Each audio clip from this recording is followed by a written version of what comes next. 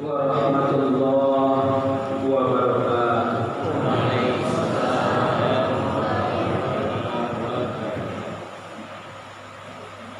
Alhamdulillahilladzi ahyana ba'dama amatana wa ilayhi nusyur.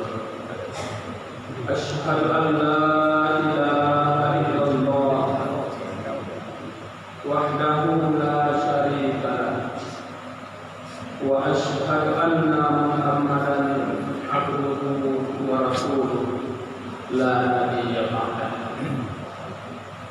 Yang kita hormati Bapak Ibu pengurus masjid, para guru dan imam masjid, Bapak-bapak, ibu-ibu, jamaah salat subuh rahimahumullah.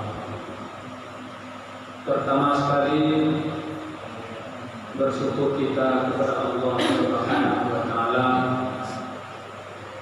dengan mengucapkan alhamdulillahirabbil alamin. Pada subuh yang penuh berkah ini Allah memberikan kesehatan, memberikan kesempatan kepada kita untuk salat subuh berjamaah.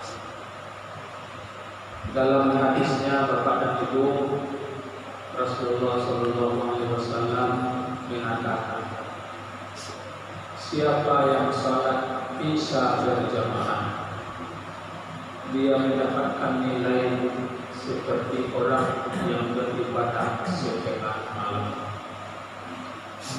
Dan siapa yang melaksanakan salat subuh berjamaah, dia mendapatkan nilai sama seperti orang yang beribadah satu malam suntuk.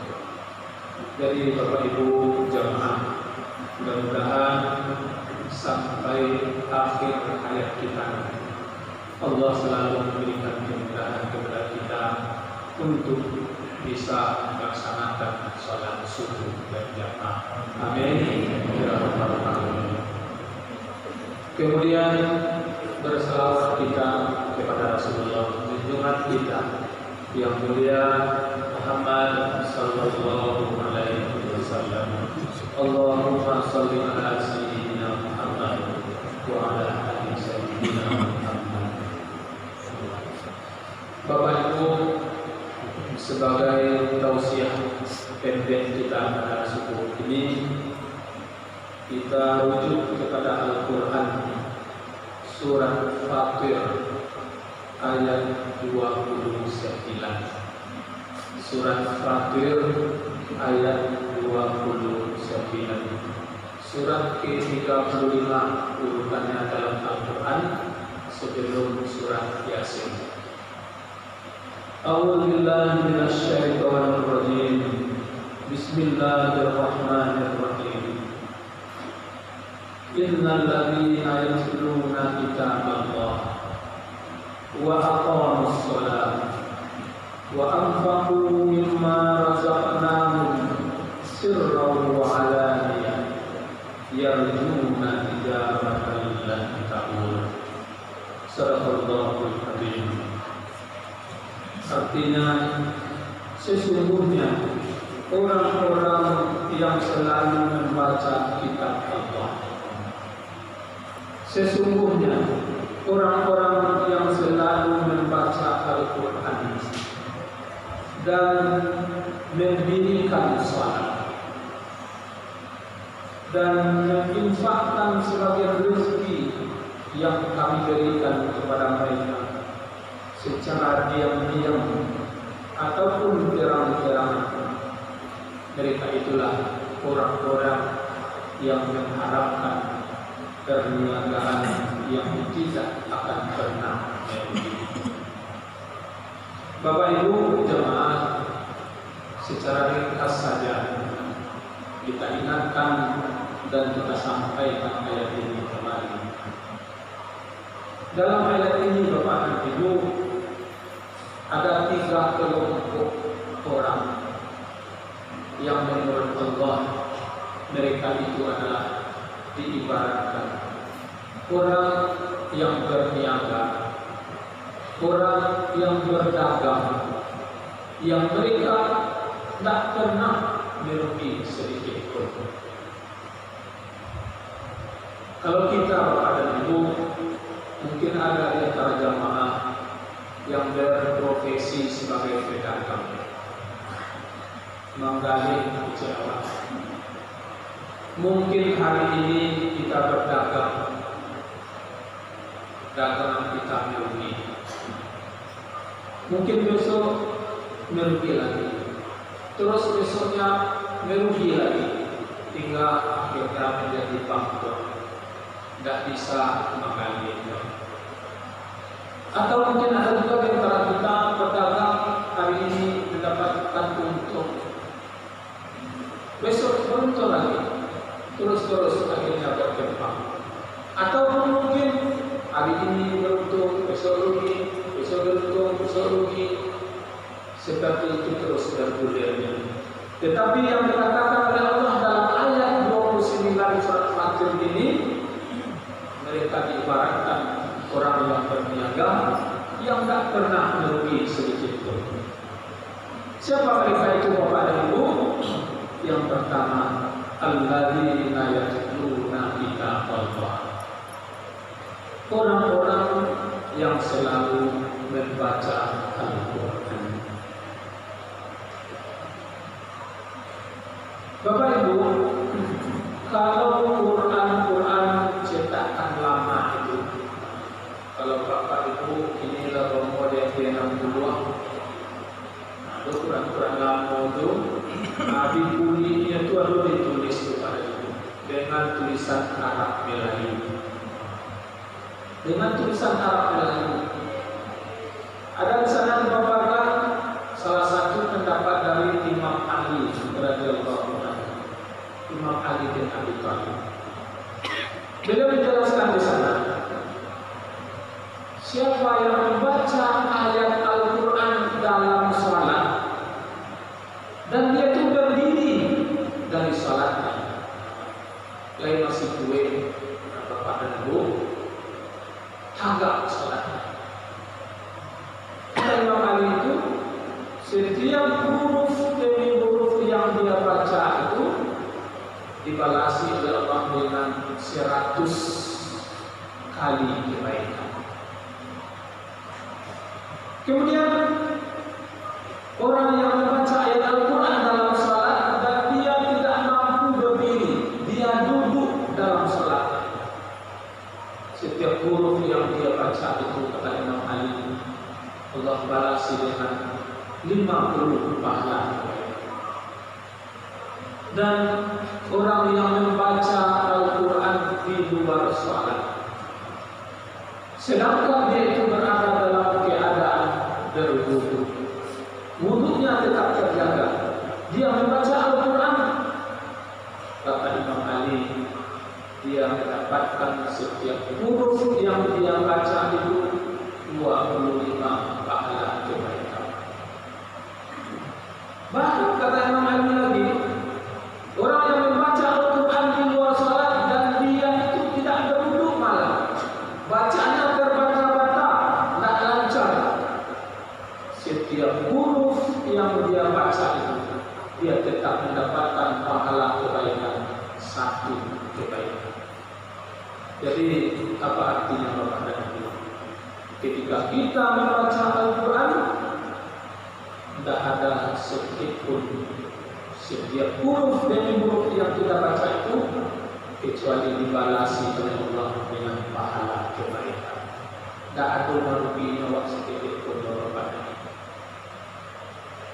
Jadi itu Bapak dan Ibu, mari kita budayakan selalu untuk membaca Al-Quran. Al-Quran itu sama-sama kita ketahui Bapak dan Ibu.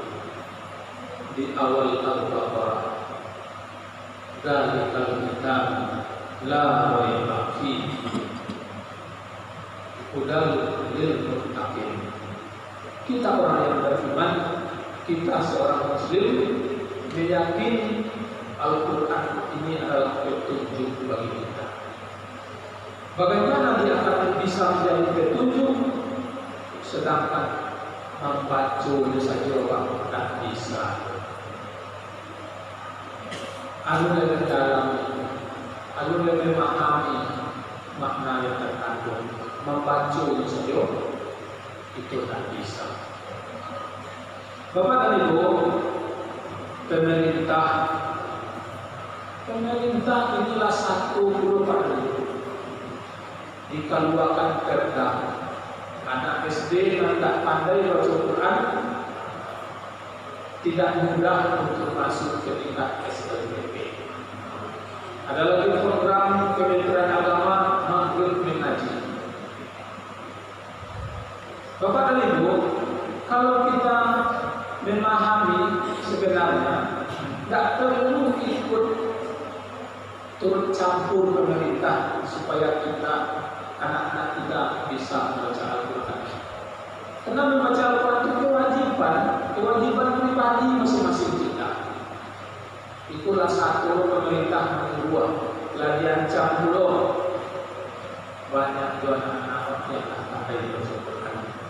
Jadi Bapak dan Ibu, kerugi banyak kita sebagai orang tua, anak-anak awak aku yang tak bisa membaca Al-Quran. Itu yang pertama kepada itu. Mereka yang dikatakan oleh Allah yang tidak akan pernah merugi itu, yang pertama adalah orang-orang yang selalu membaca Al-Quran. Kemudian yang kedua, wa aqamus shalah. Mereka yang selalu mendirikan salat. Mereka yang selalu menjaga salat mereka. Jadi Bapak dan Ibu, kini salat telah selalu kita laksanakan. Jadi salat yang paling afdal itu adalah di awal waktu.